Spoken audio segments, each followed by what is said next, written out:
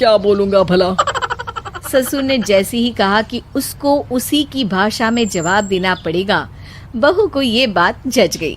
अगले ही दिन वो शायरी की कुछ किताबें लेकर आई और शायरी की प्रैक्टिस करने लगी ताकि सास को उन्हीं की भाषा में जवाब दे सके।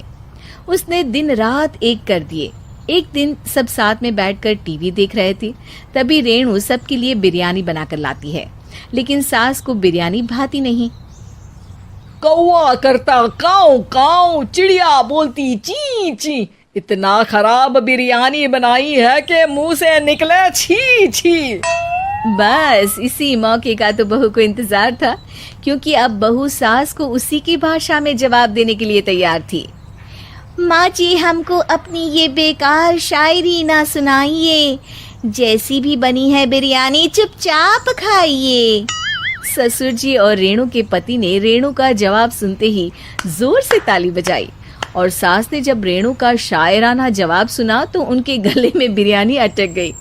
बहू ने एक और शायरी का तीर छोड़ा। शायरी में बहू के सामने सास हो जाएगी ढेर, क्योंकि सास मारेंगी एक शेर तो बहू मारेगी 1.25 शेर। सास को छोड़ के सब वाह वाह करने लगते हैं। आज पहली बार सास को नहले पे दहला मिला था और रेणु ने सास का मुंह चुप करा दिया था।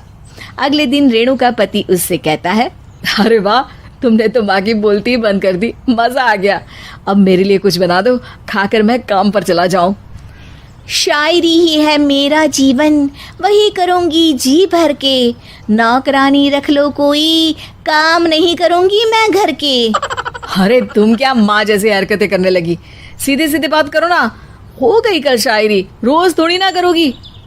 शीशी भरी गुलाब की पत्थर पे फोड़ दो, जो मुझे शायरी से रोके उसके कान मरोड़ दो। पति घबराकर वहां से चला जाता है और बाहर उसके पिताजी के पास जाकर बैठ जाता है। दोनों अपनी बीवियों की शायरी से परेशान है। ससुर को पछतावा होता है कि क्यों उसने बहू को सास की भाषा में ही जवाब देने का आइडिया दिया। अब तो घर में 2 शायर हैं। दोनों एक साथ दुखी स्वर में कहते हैं, हम दोनों की ही बीवियां जब से शायर हो गई है, क्या बताएं, जिंदगी एक फटा हुआ टायर हो गई है।